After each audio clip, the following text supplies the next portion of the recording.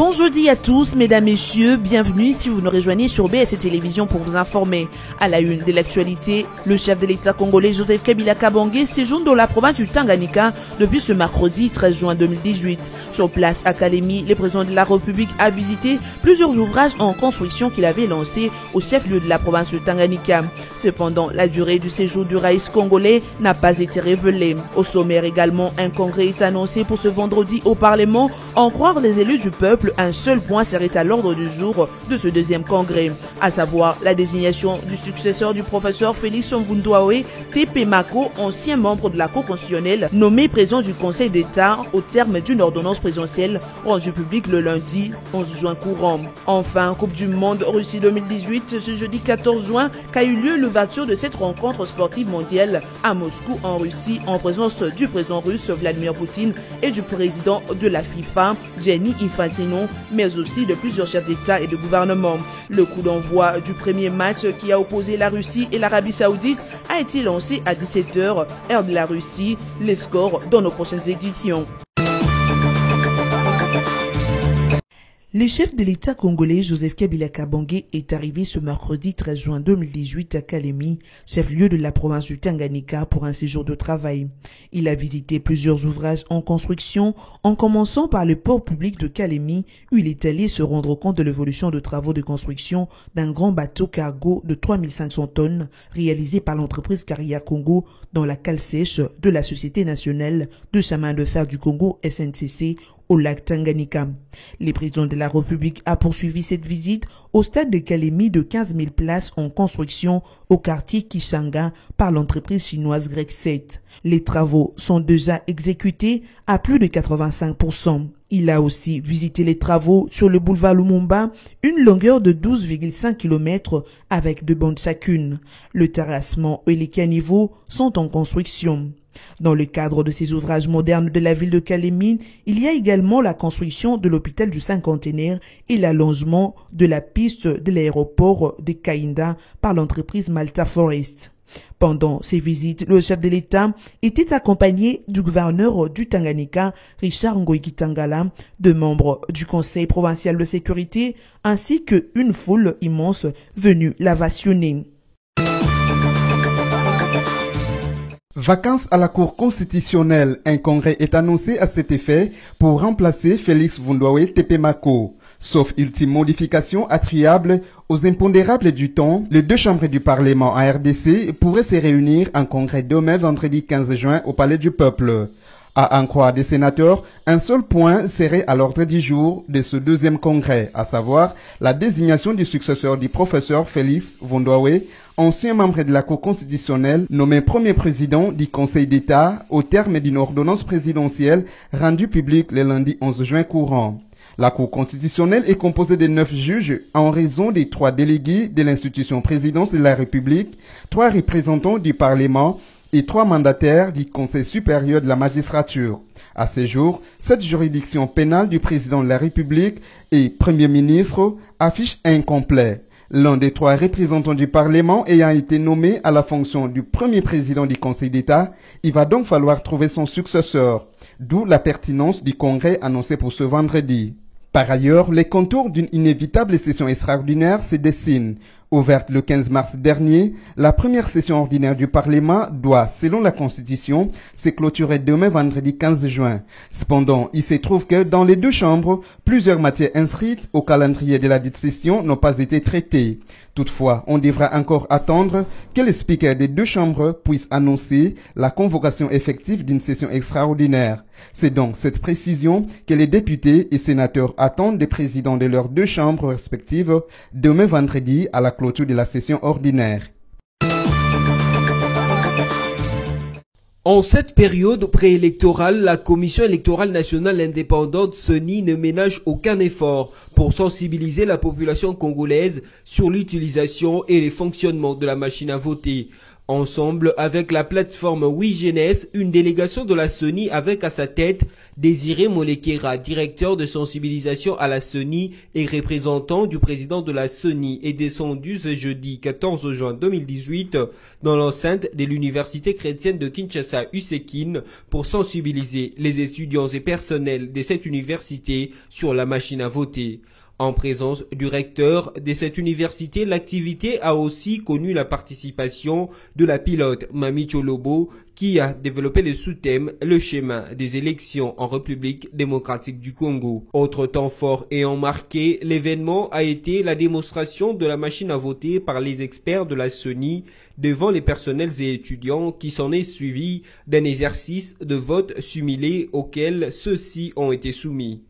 Une activité qui vaut son pesant d'or dans la mesure où étudiants et personnels de l'USEKIN ont été satisfaits. C'est d'abord une belle initiative de voir la CENI venir auprès de nous pour nous informer de ce qu'est la machine à voter. Parce que ça pose déjà beaucoup de problèmes au sein de combien de mortels. Il y a beaucoup d'interprétations par rapport à cette machine. Mais c'était très important pour nous aussi de connaître face de voir la machine. Parce que j'ai aussi expérimenté, j'ai voté, j'ai vu mes candidats, j'ai voté. Donc, je pense que c'est mieux qu'on ait l'information à la source. Nous avons vu l'information, nous avons vu la machine à voter, nous avons aussi expérimenté les votes, les appréciations, ça, nous les avons.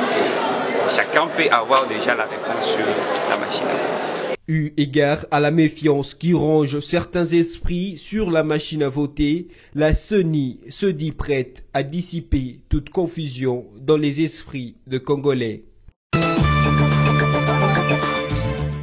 Renvoi à 2024 de la mise en place de la nouvelle loi des finances. Le Sénat a adopté depuis le mardi 12 juin 2018 la modification des articles des SA30 alinéa 1er et des SA34 de loi 011/011 du 13 juillet relative aux finances publiques.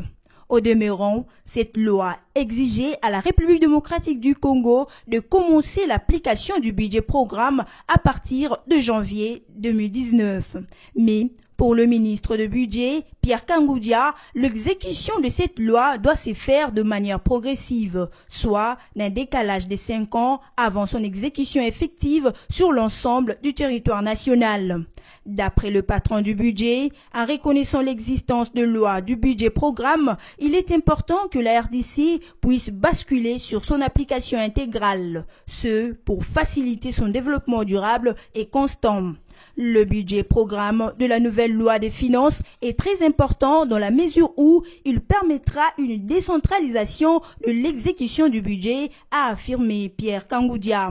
Étant donné que le modèle actuel d'exécution du budget est basé essentiellement sur le moyen disponible ordonnancé par le ministre d'État et du budget, chaque ministère ou encore institution devrait gérer l'argent mis à sa disposition selon son programme. C'est pour cette raison que Pierre Kangoudia dit s'être à l'obligation de solliciter une relance de 5 ans afin de mieux préparer les structures et les personnes qui pourront gérer l'argent de l'État, ce au niveau central, provincial ou au sein des différentes entités décentralisées aux finances publiques.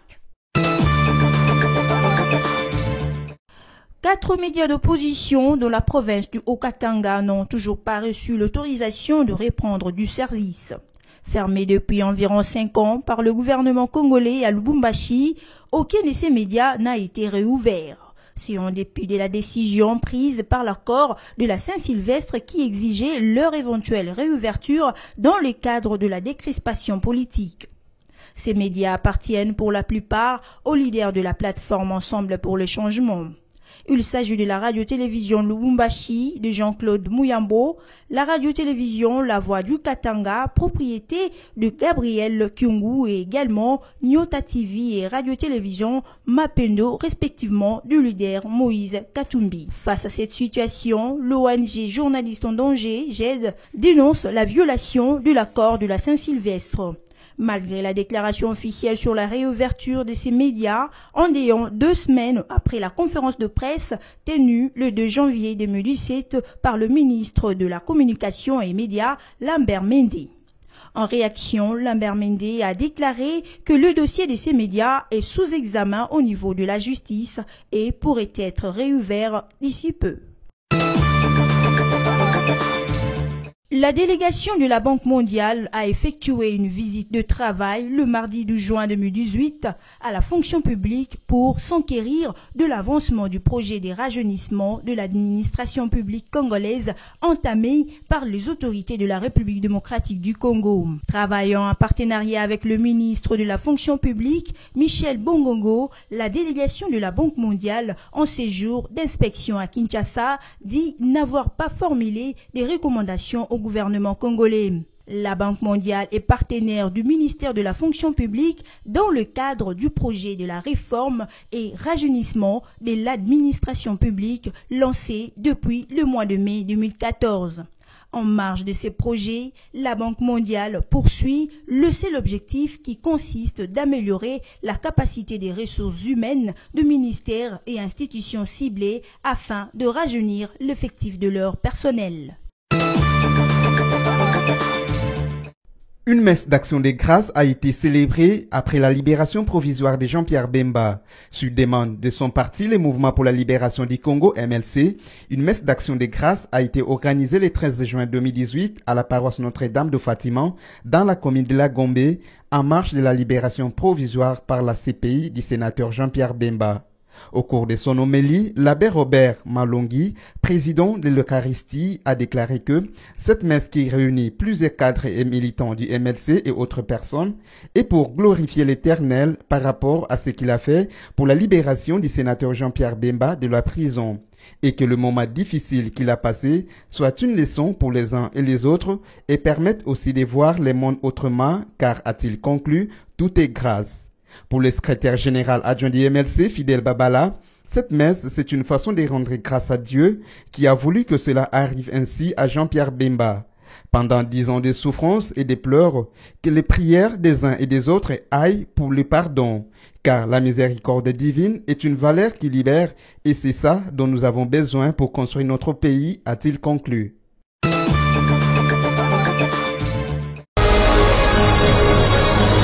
La cérémonie officielle de la 21e édition de la Coupe du monde de football masculin Russie 2018 s'est ouverte ce jeudi 14 juin 2018 au stade Loujniki de Moscou en présence de Vladimir Poutine, le président de la Russie, de Gianni Infantino, président de la FIFA, et de plusieurs chefs d'État et du gouvernement. Rien ne devra perturber l'événement. Le chef du Kremlin en a fait un objectif national. Il s'agit de montrer au monde entier les meilleurs visages du pays et surtout de redresser l'image de son pouvoir très abîmé après l'annexion de la Crimée en 2014 et les conflits dans l'est de l'Ukraine. Après la cérémonie d'ouverture, tradition oblige, les pays organisateurs, la Russie, a affronté l'Arabie Saoudite dont les résultats vous sera communiqués dans nos prochaines éditions. Après cette première rencontre, le match vont s'enchaîner au rythme de 3 ou 4 affiches par jour durant la première quinzaine. Il est à noter aussi que c'est pour la première fois que l'arbitrage vidéo sera utilisé durant cette compétition. Le pays de Vladimir Poutine est à sa première organisation de la Coupe du monde de football, rappelle-t-on. C'est la fin de cette session d'information, mais avant de nous quitter, le rappel de titre. Le chef de l'État congolais Joseph Kabila Kabange séjourne dans la province du Tanganyika depuis ce mercredi 13 juin 2018. Sur place à Kalemi, le président de la République a visité plusieurs ouvrages en construction qu'il avait lancés au chef-lieu de la province du Tanganyika. Cependant, la durée du séjour du raïs congolais n'a pas été révélée. Au sommaire également, un congrès est annoncé pour ce vendredi au Parlement. En croire les élus du peuple, un seul point serait à l'ordre du jour de ce deuxième congrès, à savoir la désignation du successeur du professeur Félix Mvundwawe TP Mako, ancien membre de la Cour constitutionnelle, nommé président du Conseil d'État au terme d'une ordonnance présidentielle rendue publique le lundi 11 juin courant. Enfin, Coupe du monde Russie 2018, ce jeudi 14 juin, qu'a eu lieu l'ouverture de cette rencontre sportive mondiale à Moscou en Russie en présence du président russe Vladimir Poutine et du président de la FIFA, Gianni Infantino, mais aussi de plusieurs chefs d'État et de gouvernement. Le coup d'envoi du premier match qui a opposé la Russie et l'Arabie Saoudite a été lancé à 17h, heure de la Russie. Les scores dans nos prochaines éditions. Voilà tout pour cette édition. Merci de l'avoir suivi. Restez branchés sur BS Télévision.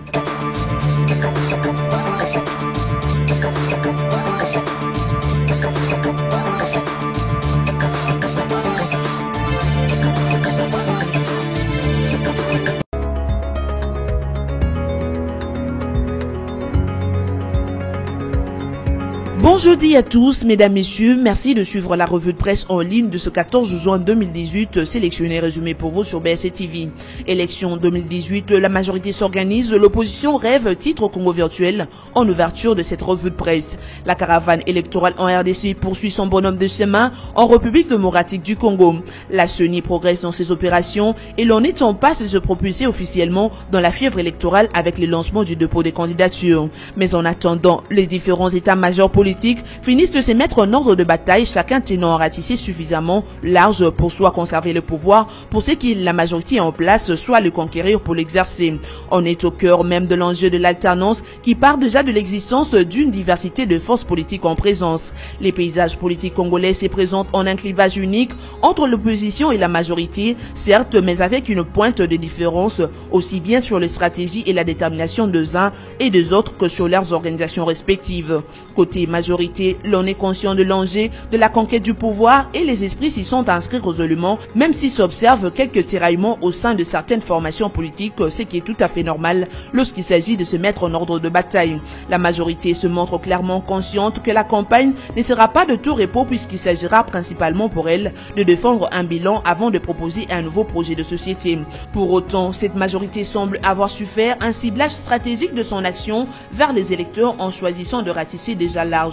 La création du Front commun pour le Congo procède certainement de cette stratégie qui vise à fédérer le plus de leaders politiques et sociaux possible pour élargir l'assiette sociologique d'influence. Chaque acteur est en effet censé représenter un village, un secteur, un territoire ou un district, le cas de Kinshasa.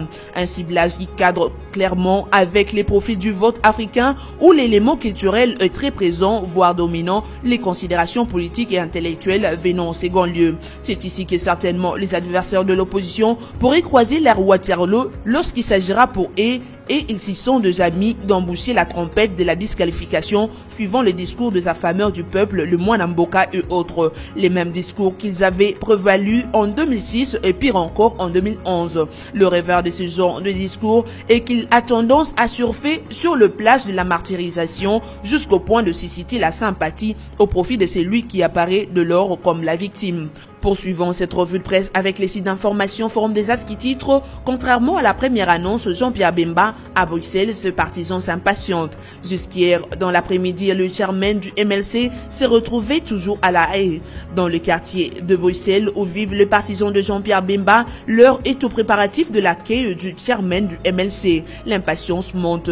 Comme saint Thomas de la Sainte Bible de chrétiens, tous veulent voir le leader, question de se convaincre que ce dernier est réellement libéré. Selon des sources sur place dans la capitale belge, nombreux sont des fidèles de Jean-Pierre Bemba qui espéraient le voir à Bruxelles déjà le même mardi 12 juin, jour de l'annonce de sa mise en liberté provisoire. Hélas, il s'est avéré qu'après sa libération provisoire annoncée par la CPI mardi 12 juin, Jean-Pierre Bemba s'est retrouvé toujours à La Haye hier mercredi en début d'après-midi. Selon notre consoeur Sonia Rollet de RFI, il y a un peu d'inquiétude chez les militants du MLC, eux qui espéraient que leur chairman serait dès mardi 12 juin au soir à Bruxelles. Depuis la matinée d'hier mercredi 13 juin, la source précise que plusieurs cadres courent d'administration en administration pour chercher les papiers nécessaires. Les greffes de la CPI demandaient toute une série de papiers, notamment le titre de propriété de la résidence où le principal challenger de président Joseph Kabila à la présidentielle de 2006 doit loger en attendant d'être fixé sur sa peine relative à la subornation de témoins. Tout ce que l'on sait est que la famille de Jean-Pierre Bemba, sa femme et ses enfants résident dans la banlieue de Bruxelles. Ces enfants sont même belges, ils ne peuvent pas refuser de l'accueillir, assure un cadre non autrement cité par la consoeur. En croire la même source qui cite le porte-parole de la Cour à La Haye, les consultations sont en cours. Les mêmes discours seraient entendus du côté belge où l'on confirme que les consultations courent encore. Seulement voilà, la Belgique n'a toujours pas encore donné officiellement son accord pour le transfert de Jean-Pierre Bemba. Restons dans l'affaire Jean-Pierre Bemba pour boucler cette revue de presse avec Actualité.cd qui rapporte RDC, il n'y a aucun agenda politique derrière la libération de Bemba. À Kinshasa, les bureaux de la Cour pénale internationale CPI a tenu un point de presse ce mercredi 13 juin 2018 pour apporter de clarifications sur la libération de Jean-Pierre Bemba, intervenu le mardi dernier. La CPI demande toute machination politique derrière la libération inattendue de l'ancien vice-président de la RDC, condamné à 18 ans de prison pour crimes de guerre et crimes contre l'humanité. La Cour a agi uniquement dans le cadre juridique, donc la remise en liberté de Jean-Pierre Bemba s'est faite seulement dans ce cadre. Dans son arrêt, la Chambre d'appel a indiqué qu'il n'y avait pas lieu de maintenir Bemba en détention dans le cadre de l'affaire concernant le crime allégué en RCA, et notant que Bemba a purgé plus de 80% de la peine maximale possible, la Chambre a considéré qu'il était disproportionné de continuer sa détention. Donc, il n'y a aucun agenda politique derrière la libération de Jean-Pierre Bemba, explique Patrick Tshiboui, chargé de sensibilisation de la CPI en RDC. Fin de cette revue de presse. Merci à vous tous de l'avoir suivi. Restez branchés au programme de BSC Télévision.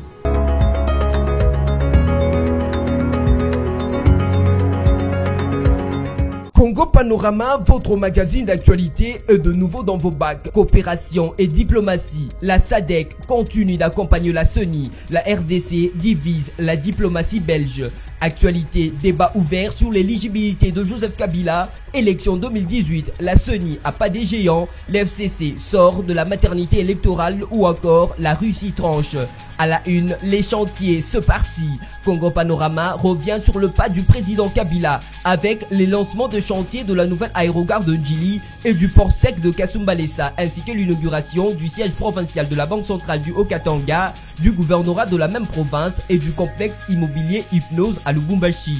Autre rubrique, Ecofin avec Perenco qui relève sa production, l'FPI et la promotion de la femme et de jeunes, la SONAS et le nouveau marché des assurances, l'OCC et la promotion des exportations. Congo Profond, votre magazine vous propose le merveille de la modernité à Bunia, ainsi que les activités trépidantes du Lualaba. Congo Panorama 28, c'est aussi l'éditorial intitulé La Pierre. L'éditorialiste Yvan Ramazani revisite l'œuvre de Joseph Kabila pour la reconstruction et la modernisation de la RDC et réitère l'appel du chef de l'État à tous ses compatriotes pour y participer. Congo Panorama, s'investir pour un Congo émergent. Congo Panorama, toute l'actualité à votre portée.